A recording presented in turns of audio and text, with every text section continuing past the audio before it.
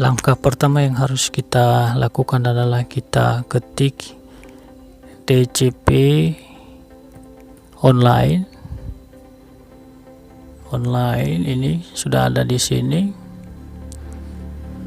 Kemudian kita klik di bagian atas ini, DJP online Direktorat Jenderal Pajak. Nah, muncul seperti ini. Maka usernya adalah NPWP dan kita masukkan password. Pertama kita masukkan NPWP.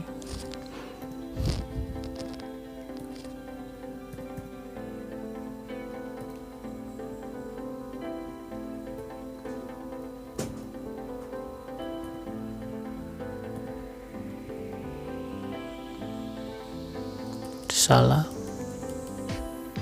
70775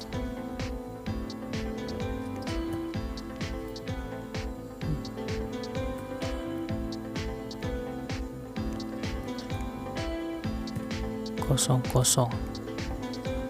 Kemudian kita masukkan password. Kemudian kita masukkan kode keamanan, ada di sini N77KB. Kemudian kita login.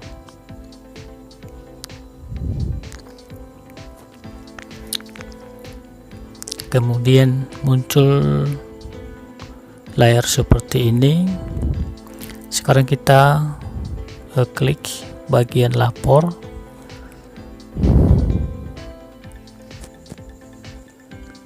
Nah, kemudian kita geser di atas. Di sini ada e-filing. Jadi ada informasi di sebelah, sampaikan SPT tahunanmu secara online dengan mudah, cepat dan aman. Pastikan juga jaringan internet tidak terputus. Kita klik bagian ini, e-filing.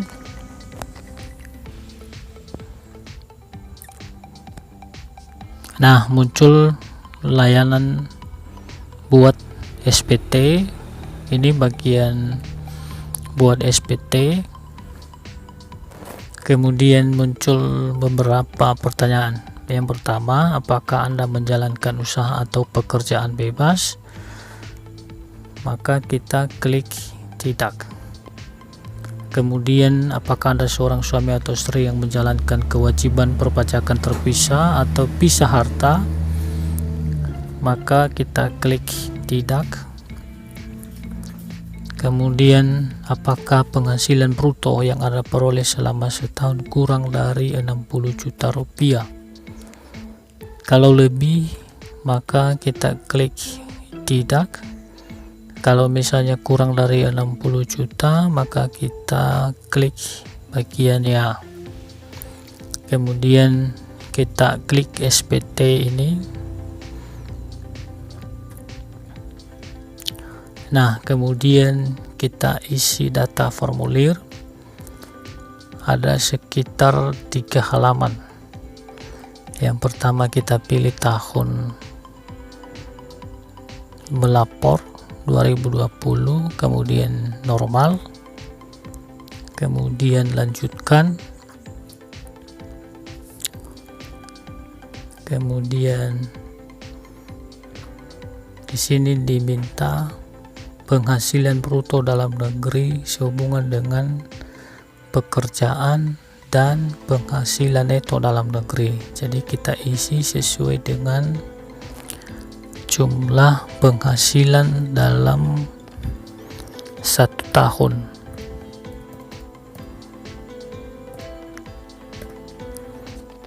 Kemudian pengurangan, kalau ada penghasilan tidak kena pajak, kita akan pilih di sini. Kemudian penghasilan kena pajak, pajak penghasilan terutang, pajak penghasilan yang tidak dipotong oleh pihak lain.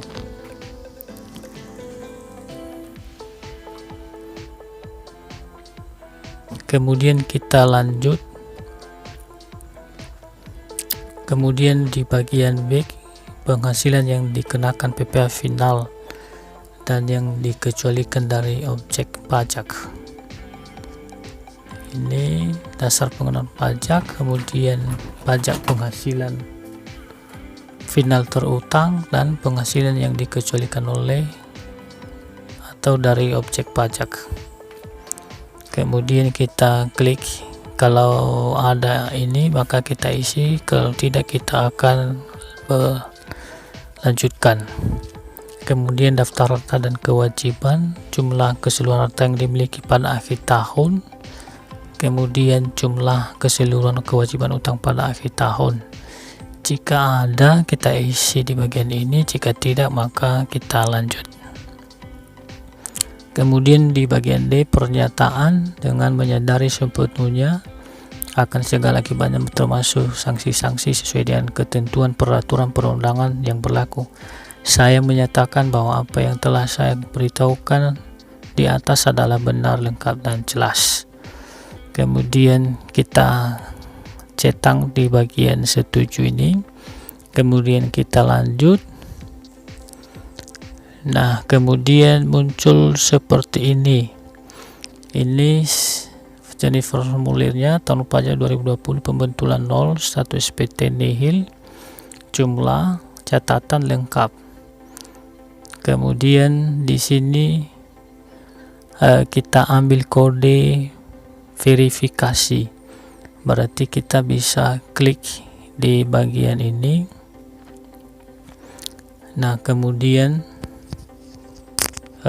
di mana kita kirim kode verifikasinya, SMS atau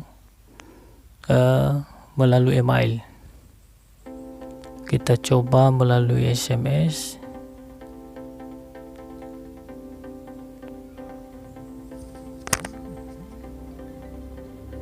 Nah, sudah masuk SMS-nya.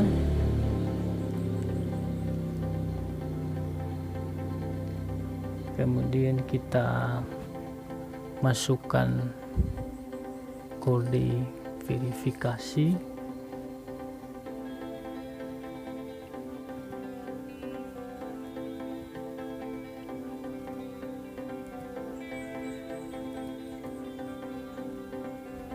Kemudian kita kirim. Nah, penghasilan ada di bawah. PTKP, berdasarkan ketentuan perpajakan, Anda tidak wajib menyampaikan SPT tahunan dengan mengajukan permohonan wajib pajak non efektif WPNE. Permohonan WPNE dapat diunduh di sini. Jadi sebenarnya bagi Bapak Ibu yang penghasilannya di bawah 60 juta per tahun tidak perlu melakukan atau menyampaikan SPT tahunan, tetapi menyampaikan permohonan WP non efektif. Nah, kita tutup. Kemudian ada informasi di sini yang meminta apakah kita puas dengan pelayanan atau tidak. Kita klik bagian puas. Kemudian, nah, di sini terlihat di riwayat pelaporan. Di sini sudah ada laporan SPT tahunan pajak tahun 2020. Sini jenis pajaknya, tahun pajak pembetulan, status nihil, jumlah 0, sumber e-filing web. Nah, di sini bisa kita lihat kembali. Kemudian kita bisa kirim ini nanti masuk di email yang kita punya. Kemudian di sini juga bisa kita lihat hasil daripada pelaporan yang kita kirimkan atau laporkan sebelumnya. Ini adalah bukti penerimaan elektronik Anda.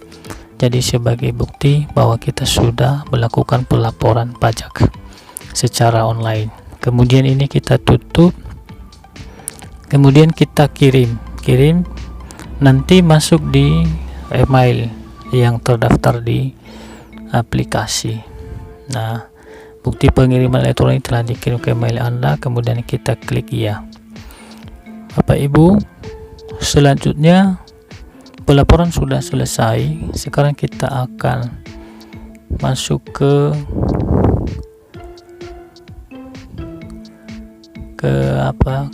billing, membuat permohonan kode billing atau melakukan pembayaran dengan menggunakan kode billing. Kita akan coba dan kita tunggu sebentar. Ini karena jaringan kurang bersahabat dengan kita saat ini. Kita akan coba terus. Nah, ini tadi pelaporan sudah, kemudian kita akan ke menu bayar. Jadi kita klik bagian bayar. Nah, kemudian ada informasi di sini. Menu bayar menampilkan aplikasi e-billing yang digunakan dalam pembuatan kode billing pembayaran pajak. Jadi ketika kita punya membayar pajak, kita bisa melakukan pembayaran dengan meminta kode billingnya. Kita klik bagian e-billing, kemudian muncul seperti ini. Nah, ini adalah surat setoran elektronik. Di sini ada nomor NPWP, nama, kemudian alamat. Di sini ada jenis pajak.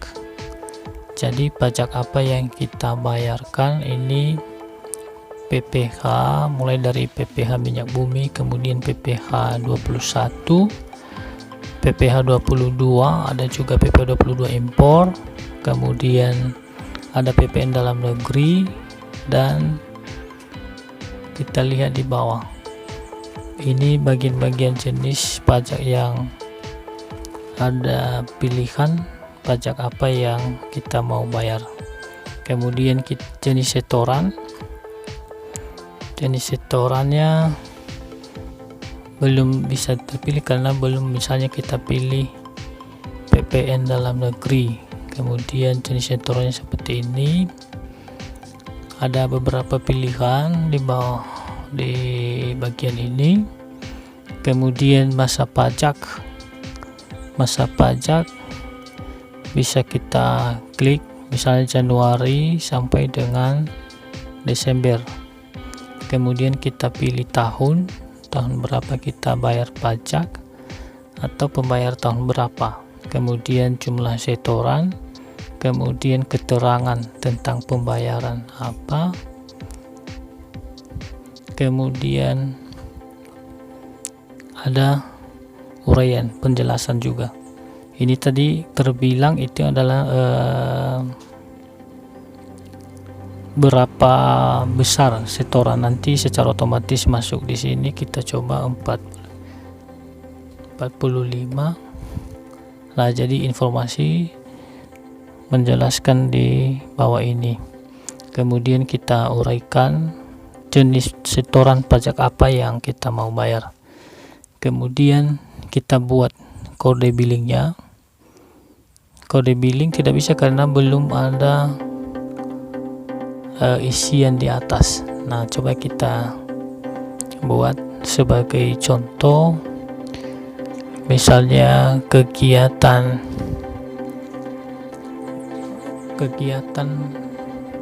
ada PPN semula dapat divestasi. Kita geser di bawah.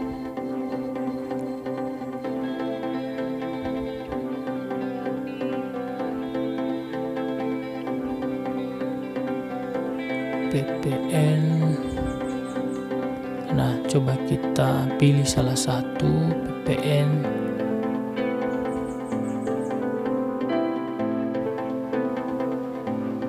Nah, PPN semula tidak dapat dikreditkan. Kita coba yang lain. PPN atau kita coba ini pemungutan oleh non bendahara. Kemudian kita masukkan tahun pajak 2020. Kemudian kita pilih subjek pajak NPWP sendiri. Kemudian jumlah kita kasih contoh Rp45. Kemudian di sini ada uraian pajak penghasilan misalnya. Kemudian kita klik buat kode billingnya.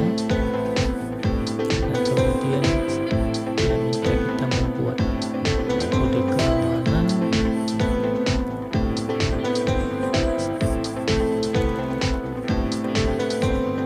MF3G. Kemudian kita submit. Kode keamanan belum dimasukkan. Kita coba lagi.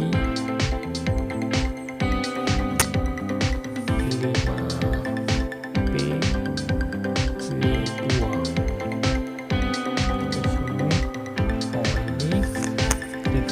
Ringkasan surat setoran elektronik.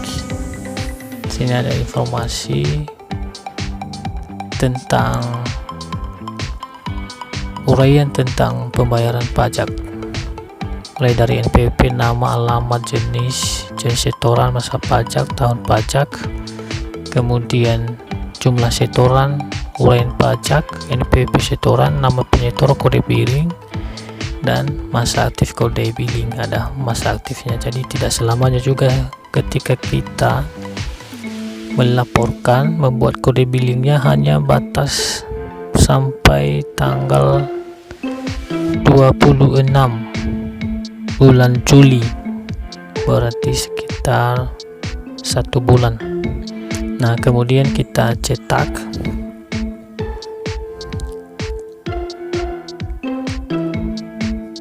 Kita tunggu sebentar. Oh, ini sedang berjalan di bagian sudut kanan layar komputer atau laptop. Nah, setelah sampai pada bagian ini berarti sudah berhasil membuat kode billing. Tinggal kita melakukan penyetoran secara tunai di bank yang direkomendasikan oleh pihak pajak. Jadi Bapak Ibu, demikian penjelasan mengenai cara melakukan pembayaran. Pertama, melakukan pelaporan pajak tahunan dan melakukan pembayaran permintaan kode billing sebelum dilakukan penyetoran di bank yang direkomendasikan oleh pihak pajak. Demikian penjelasan ini, kiranya dapat bermanfaat untuk kita. Terima kasih.